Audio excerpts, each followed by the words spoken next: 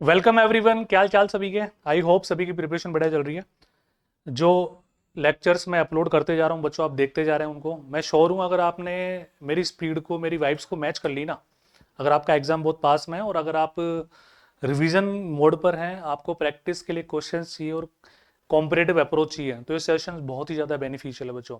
हालांकि हम इस तरह के सेशन भी करेंगे कि प्रॉपर टॉपिक बिल्कुल जीरो से शुरू करेंगे, हाई लेवल तक लेकर जाएंगे, लेकिन एक बार बच्चों के डिमांड के अकॉर्डिंग केवल और केवल प्रैक्टिस।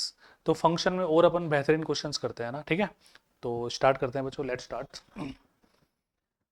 पहला क्वेश्चन तुम्हारे सामने बच्चों है, if f x is equal to one minus x upon one plus x. एक फंक्शन हमारे पास गिवन है, f of cos two theta. Actually composition of function की छोटी सी एप्लीकेशन है, यू ऑल कैन सॉल्व। जैसे पिछले सेशन में हमने एक आइडेंटिटी फंक्शन निकाला था, एफ ऑफ एफ एक्स करके, सेम इज विद दिस। भाई इसमें तुम्हें थोड़ी सी तुम्हारी ट्रिग्नोमेट्री की नॉलेज काम आएगी, कुछ फॉर्मूलाज यहाँ पर तुम्हारे लिए बेनिफिशियल रहेंगे, है ना। तो लेट्स स्टार्ट। सबसे पहले हम निकालते हैं बच्चों F of cos two theta, ठीक है।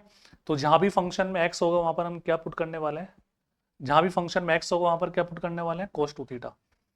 तो क्या गया, one minus cos two theta upon one plus cos two theta.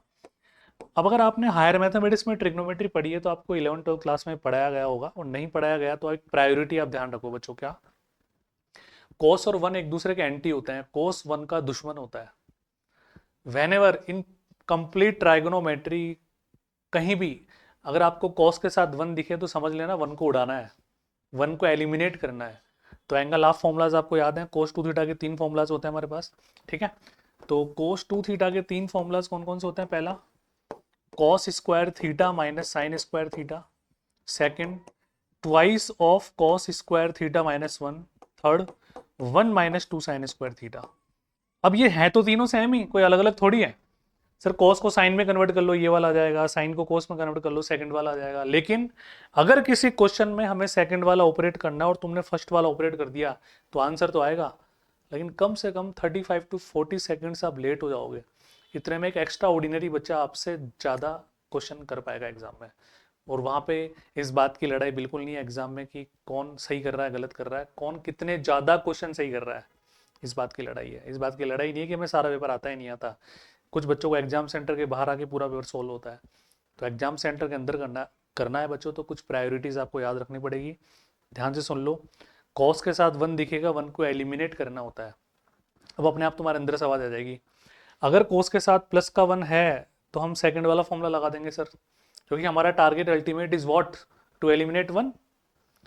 कोस के साथ माइनस का वन है तो थर्ड वन, और कोस के साथ वन नहीं है तो in 99.99% cases we have to use cos square theta minus sine square theta. Angle half क्यों बोलते हैं आपको ध्यान है, यहाँ पे एंगल जो भी होगा उसका हाफ एंगल यहाँ पे होगा। टू थीटा है तो थीटा, थीटा होता है तो थीटा बाई टू, ठीक है। तो न्यूमरेटर में फॉर्मूला कौन सा लगाऊं बच्चों, मैं बताओ। कॉस पॉजिटिव है, ये कॉस नेगेटिव है, वन पॉजिटिव है। तो सर ऑब्वियसली आपको एलिमिनेट करने के लिए cos टू थीटा की जगह रखो one minus two sine square theta, ताकि वन नेगेटिव हो जाएगा और two sine square theta positive हो जाएगा, वन से वन कैंसिल हो जाएगा। तो ध्यान रखो माइनस में तो साइन आता है और नीचे प्लस में cos, है ना। सिंप्लीफाई करो, ये आ गया टेन स्क्वायर थीटा। ये किसकी वैल्यू आ गई, f of cos two theta की वैल्यू कितनी आ गई, टेन स्क्वायर थीटा। अब इसको वापस हमें एफ एक्स में रखना है, जहां भी फंक्शन में एक्स है वहां पर क्या रखना है बच्चों, टेन स्क्वायर थीटा। ओके, तो आ जाओ रखो, one minus ten square theta upon one plus tan square theta. और ये किसका फॉर्मूला होता है, कोस टू थीटा का। ये भी कोस टू थीटा का फॉर्मूला होता है। कोस टू थीटा की चार बातें आती है बच्चों, ये टेन की फॉर्म में ये होता है, ध्यान रखना, है ना। जैसे हमें पता है साइन टू थीटा, बताओ क्या होता है, two sine theta cos theta, angle of formula. और in the form of tan क्या होगा, twice of tan theta upon one plus tan square theta.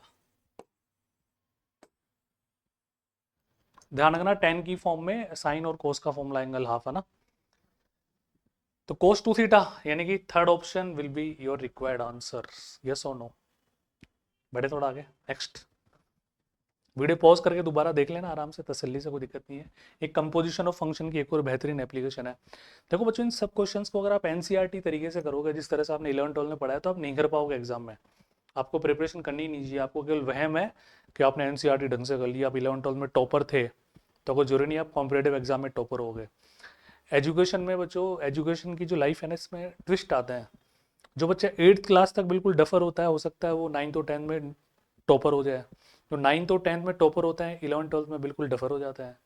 कोई 11th-12th में डफर होता है, हो सकता है ग्रेजुएशन या कॉम्पिटेटिव एग्जाम आके वो वेरी इंटेलिजेंट बन जाए। ये ट्विस्ट है, मतलब मोड है। मेरी बात समझ रहे हो? तो इन मोड, ये मोड बहुत खतरनाक होते हैं, ध्यान रखना इस बात का। वहम बिल्कुल मत पालना कि आपकी एनसीईआरटी वाली मैथ जोरदार है तो आप आईपी मैट क्रैक कर पाओगे, या आपका एनडी क्रैक कर पाओगे, कोई भी कॉम्पिटेटिव एग्जाम क्रैक कर पाओगे। ठीक है, यहाँ पे आओ। तो कॉम्पिटेटिव अप्रोच डेवलप करनी पड़ेगी। अब ऐसे क्वेश्चन हम कैसे करें सर? ऑप्शन से करें। ठीक है, यूज ऑप्शंस, 4 ऑप्शंस है हमारे पास। अब एक छोटी सी बात तुम समझना बच्चों, अगर कोई तुम्हें बोले ना कि √25 कितना होता है, मैंने पिछले सेशन में भी चर्चा की थी, result will be +5। In mathematics any square root can not be negative. कोई तो बोले x² का अंडर रूट, अब हमें x के बारे में पता नहीं है, x क्या है यहाँ पे, ये नेगेटिव भी हो सकता है। तो हम यहाँ पे स्क्वायर से स्क्वायर रूट कैंसिल नहीं कर सकते बच्चों, अनटिल अनलेस हमें ये नहीं पता कि x एक नॉन नेगेटिव नंबर है। क्योंकि स्क्वायर रूट ऑपरेट जब, हमेशा स्क्वायर रूट तभी ऑपरेट होगा जब हमारे पास वो नंबर नॉन नेगेटिव मतलब ग्रेटर देन इक्वल टू 0 होगा। ठीक है, तो अब x का हमें पता नहीं है सर क्या होगा, तो फिर हम इसको कैसे रिप्रेजेंट करते हैं? मॉड्यूलस ऑफ x से। ध्यान रखना, हायर मैथमेटिक्स में बहुत काम की चीज है। x नहीं लिख सकते, क्या पता x नेगेटिव नंबर है तो। अरे भाई, -1 का स्क्वायर है तो आप इमोशनल होगे, काट थोड़ी दोगे रूट से स्क्वायर, गलत हो जाएगा। ठीक है, चलो अब यहाँ पे आ जाओ। तो देखो मॉड्यूलस आ गया ना, तो मुझे लगता है कि स्क्वायर रूट वाला फंक्शन यहाँ पे काम कर जाना चाहिए बाई ऑब्जर्वेशन, अगर आपकी प्रैक्टिस अच्छी है तो। थर्ड ऑप्शन में ले रहा हूँ बच्चों यहाँ पे। तो gx मैंने ले लिया √x। मैं गॉफ निकाल के देख लेता हूँ। इसका मतलब क्या हुआ, जहां भी gx वाले फंक्शन में x है, वहां पर fx वाला फंक्शन पुट करना है। gx वाला फंक्शन क्या लिया हमने? √x। तो x की जगह में क्या रखना है? fx वाला फंक्शन sin²x। सर इसको अभी भी आपने सिखाया हमारे को, ये modulus of sin x satisfying third option will be right answer. दुनिया की कोई ताकत आपको सही लगाने से नहीं रोक पाएगी। समझ रहे हो क्या?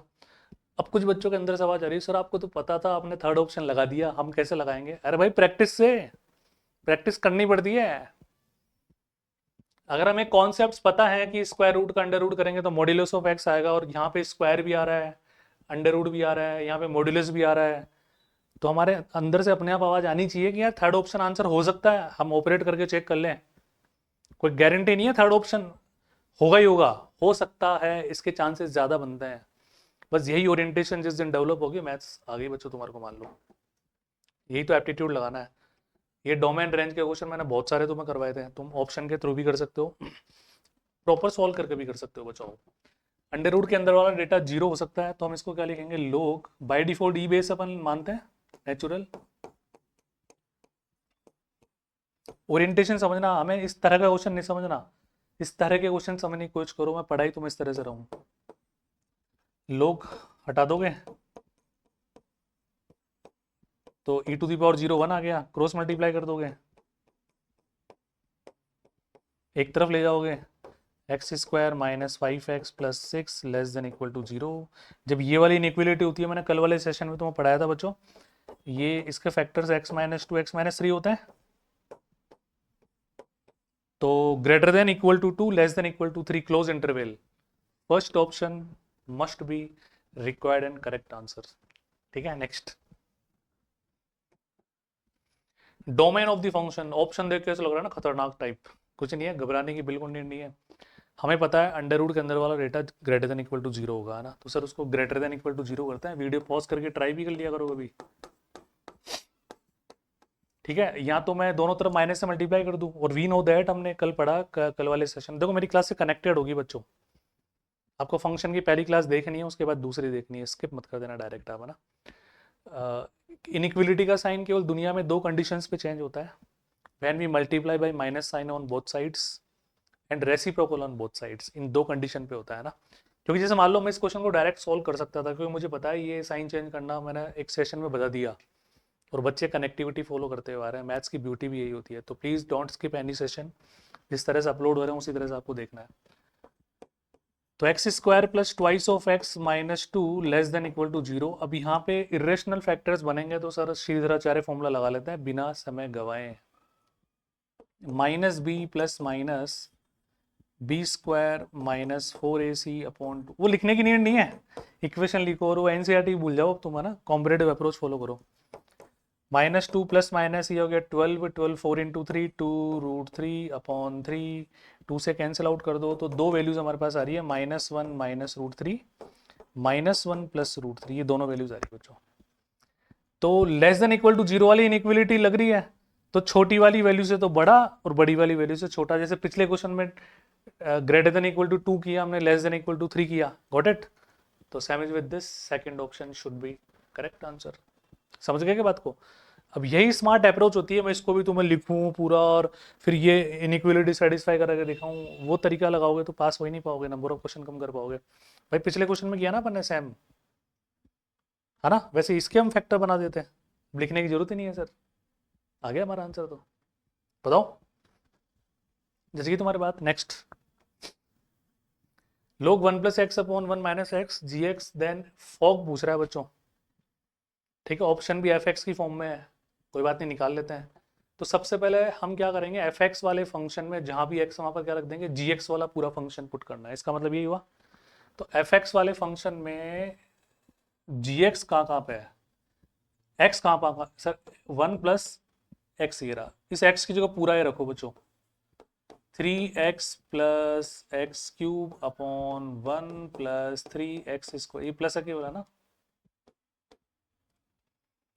1 माइनस एक्स की जगह वापस रखो 3x plus x cube 1 plus 3x square. Very clear, ठीक है। अब आ जाओ, तो सोल्व एलसीएम ले लो, 1 plus 3x square plus 3x plus का x cube, denominator 1 plus 3x square minus का 3x माइनस का एक्स क्यूब, दोनों के denominator after taking LCM cancel हो जाएंगे बच्चों ना। अब पास्कल ट्रायंगल पढ़ा है तुमने बचपन में, फॉर्मूलाज पढ़े हैं तुमने, फाउंडेशन क्लासेस में सिखा दूंगा। वैसे बाइनोमियल थ्योरम पढ़ते हैं या पास्कल ट्रायंगल पढ़ते हैं बच्चों पहले अपन, है ना। 1 1 1 फिर इनके एडिशन बीच में लिखते जाते हैं, 1 प्लस 1 2 1 1 प्लस 2 3 2 प्लस 1 3 1, फिर 1 से स्टार्ट हो 4 6 4 1। पैलिंड्रोम नंबर्स इनको अपन बोलते हैं, उल्टा सीधा एक समान। ये प्लस बी के होल स्क्वायर के कोफिशिएंट हैं, ये होल क्यूब, ये होल पावर 4, इनको बाइनोमियल कोफिशिएंट्स भी बोलते हैं अपन। जब ये फेल होता है तभी तो बाइनोमियल स्टार्ट होता है। कहते हैं ना necessity is the mother of invention. Mathematics में भी जब जब लिमिटेशन आती तब तब इन्वेंशन होते गए। Counting problems fails to predict solution, we use permutation and combination. Algebra fails, calculus start. Geometry fails, trigonometry start. Pascal fail, binomial start, है ना। तो 1331 को देखकर स्ट्राइक हो गया सर, होल क्यूब बन रहा है 1 प्लस एक्स और नीचे 1 माइनस एक्स का होल क्यूब बन जाएगा। लोग चल ही रहा है, log m की power n, n log m, thrice of log 1 plus x upon 1 minus x, तो थ्राइस ऑफ एफ एक्स, 3 गुना, 3 times. Second option should be correct answer. Clear है सभी का? Next, range of the function, बहुत ही प्यारा concept है। Foundation class में इसकी डिटेल एक्सप्लेनेशन मैं तुम्हें दूंगा, है ना। एक पर्टिकुलर एक्सप्रेशन आता है बच्चों तुम्हारे, क्वाड्रेटिक एक्सप्रेशंस का मैक्सिमा मिनिमा फाइंड आउट करना, ठीक है। यहाँ मैं तुम्हें डायरेक्ट अप्रोच बताऊंगा उसकी। देखो वैसे हम जब भी मैक्सिमा मिनिमा करते हैं बच्चों, रेंज का मतलब मैक्सिमा मिनिमा ही तो होता है। तो या तो एम जी एम लगाते हैं या सेकंड डेरिवेटिव टेस्ट हम लगाते हैं कैलकुलस में, डिफरेंशिएशन करो, जीरो के इक्वल करो, देन सेकंड डेरिवेटिव में वो वैल्यू रखो, पॉजिटिव आएगी तो मिनिमम, नेगेटिव आएगी तो मैक्सिमम, इस तरह से अपन पढ़ता है ना। यहाँ पे देखो सबसे पहले ये जो वेरिएबल्स है ना, ये न्यूमरेटर डिनोमिनेटर में सेम है, तो मैं इसमें 1 प्लस और 1 माइनस कर दूं बच्चों। तो माइनस करने के बाद एलसीएम लोगे तो एक्स स्क्वायर से एक्स स्क्वायर, एक्स से एक्स कैंसिल हो जाएगा इधर, क्योंकि ये दोनों नेगेटिव होके जाएंगे उधर। ऊपर 2 माइनस 1 यानी कि 1 बचेगा, नीचे x square plus x plus 1 बचेगा। ये बैलेंस मैंने कर लिया। ये वन कांस्टेंट है, ये वन कांस्टेंट है, पूरी दावेदारी इसके कंधों पर है। और सर डिनोमिनेटर हो रहा है, जब डिनोमिनेटर मैक्सिमम होगा then will get minimum value, and denominator minimum होगा will get maximum value. Requirement range पूछ रहा है तो सर हमें एक बात तो पता है, कॉन्सेप्ट बच्चों बच्चों देखो, इसको इसका डेरिवेशन बताऊंगा मैं तुम्हारे को ना, फिलहाल ध्यान रखना एक बात। कोई भी quadratic expression if a positive है, ए बोले तो coefficient of x square, then will produce its minimum value only. If a is negative then will produce its maximum value only. यानी कि ए को देखकर आप डिसीजन ले सकते हैं कि मिनिमम वैल्यू आएगी या मैक्सिमम आएगी। अगर मिनिमम एग्जिस्ट कर रही है तो maximum value not define, maximum value exist कर रही है तो minimum value not define. Very clear. अच्छा वैल्यू क्या आएगी, मैंने डिफरेंशिएशन से डिराइव करके देख लिया, तुम डायरेक्ट ध्यान रखो, 4ac minus b square upon 4, इससे डायरेक्ट तुम्हारा आंसर आ जाएगा, चाहे मैक्सिमम हो चाहे मिनिमम हो। समटाइम्स डिमांड होती है कि किस पॉइंट पर आएगा, तो at x is equal to minus b upon 2a पे आएगा, ये तुम्हें ध्यान रखना है। और जब ये मैक्सिमम मिनिमम पढ़ाऊंगा तो डिटेल से इनके ग्राफ आप बना के पूरा सिखा दूंगा ढंग से, ठीक है। अरे इतनी सी बात है, कोई भी क्वाड्रेटिक एक्सप्रेशन या तो मिनिमम वैल्यू देगा या मैक्सिमम देगा, ये कौन डिसाइड करेगा सर, ए डिसाइड करेगा। पॉजिटिव है तो मिनिमम, नेगेटिव है तो मैक्सिमम। वैल्यू क्या देगा, 4ac minus b square upon 4a, किस पॉइंट पर देगा, माइनस बी अपॉन 2a पर देगा। तो क्वेश्चन को ध्यान से पढ़ना है। तो सर ये तो मिनिमम वैल्यू देगा क्योंकि एक्स स्क्वायर का जो कोफिशिएंट है वो 1 है, पॉजिटिव है, तो ये मिनिमम देगा, तभी तो 1 अपॉन समथिंग होकर मैक्सिमम वैल्यू आएगी, तो मैक्सिमम वैल्यू आ जाएगी, रेंज आ जाएगी। मिनिमम तो दिख ही रही है, ऑप्शन भी बोल रहा है सारे ग्रेटर देन 1 है और 1 प्लस समथिंग ग्रेटर देन 1 ही आएगा। ठीक है, तो सर फिर निकाल लेते हैं इसकी minimum value, 4ac minus b square upon 4a।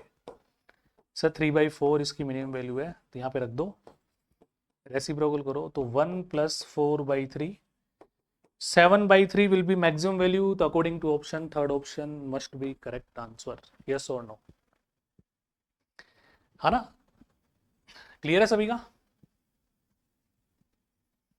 दिमाग में कई बार ऐसे भी आता है, मान लो कि ऐसा एक्सप्रेशन दे दे, ए को नेगेटिव दे दे, बोले मिनिमम वैल्यू निकालो, ए नेगेटिव है तो मैक्सिमम ही आएगी, लेकिन क्वेश्चन की डिमांड है मिनिमम निकालो, तो बोल देना नॉट डिफाइन, है ना। इधर ऑपरेटर लगा रहा हूं मैं, या और, है ना, या तो मिनिमम निकाल सकते हैं मैक्सिमम निकाल सकते हैं, दोनों नहीं निकल सकती क्वाड्रेटिक एक्सप्रेशंस की, ठीक है।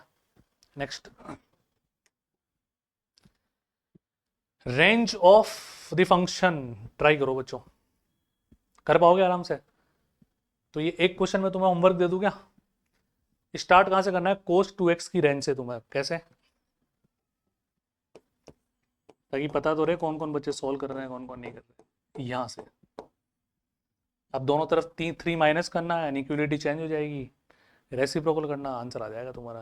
कमेंट सेक्शन में कमेंट करना, नहीं आए तो लिखना सर ये क्वेश्चन समझा देना, ठीक है, तो मैं किसी भी सेशन में या नेक्स्ट सेशन में समझा दूंगा ना, ठीक है। बहुत बढ़िया क्वेश्चन है।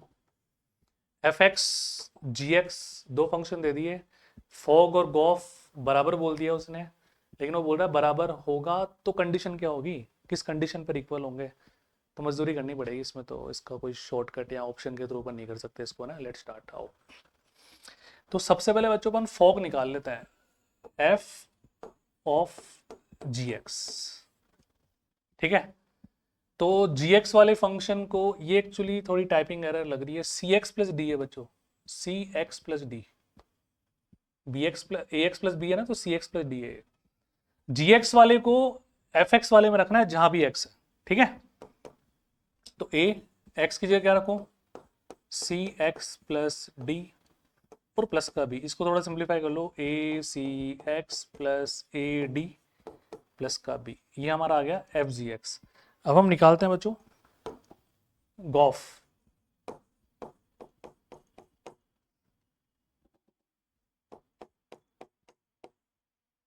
ठीक है।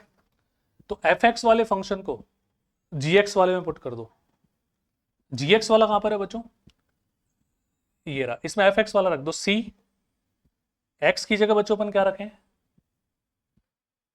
fx वाला फंक्शन ax प्लस b, ठीक है। देखो ये gx वाला फंक्शन हमारा cx प्लस डी, इसको हमें कहाँ रखना है बच्चों, gx वाले फंक्शन में आपको रखना है fx वाला फंक्शन ax प्लस बी, तो एक्स की जगह रख दिया अपन ने और ये प्लस का डी, सिंप्लीफाई कर लो, a c x plus b C plus का डी। Very clear.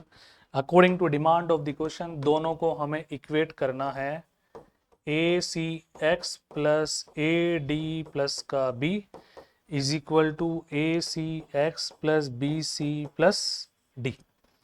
ये दोनों कैंसिल हो गए बच्चों, कोई दिक्कत वाली बात किसी को? तो ये देखो ए डी प्लस बी का मतलब क्या है, ए डी प्लस बी का मतलब, ए डी प्लस बी का मतलब एफ डी, एक्स की जगह डी रख दो। Very clear. बी सी प्लस डी का मतलब यानी कि सी बी प्लस डी पढ़ो इसको, तो एक्स की जगह बी आ रहा है तो जी बी, तो एफ डी प्लस जी, एफ डी बराबर जी बी, खत्म बात। D option is correct answer. समझ गए? इनको बिल्कुल तसल्ली से करना होता है, ये थोड़े वेरिएबल होता है, ध्यान रखना है ना। नेक्स्ट। चलो बच्चों, बहुत ही बढ़िया, बहुत है ये, इतने से क्वेश्चन किए अपन ने आज। छोटे छोटे सेशंस के माध्यम से तुम्हें बहुत सारे क्वेश्चन मिल जाएंगे। तो करो बच्चों प्रैक्टिस, और कोई भी आपकी डिमांड होती है किसी पर्टिकुलर टॉपिक में आपको दिक्कत है तो आप कमेंट सेक्शन में कमेंट करना, ताकि उसके क्वेश्चंस पहले आपको करवाए जा सकें। जल्दी अपन लाइव क्लासेस भी स्टार्ट करेंगे, ठीक है। Please share this session as much as you can. जो भी आपको लगता है कि आईपी मैट के लिए प्रिपरेशन कर रहा है, एनडी के लिए कर रहा है, जो कॉमन टॉपिक्स है किसी भी एग्जाम में आते हो, ठीक है। नमस्कार।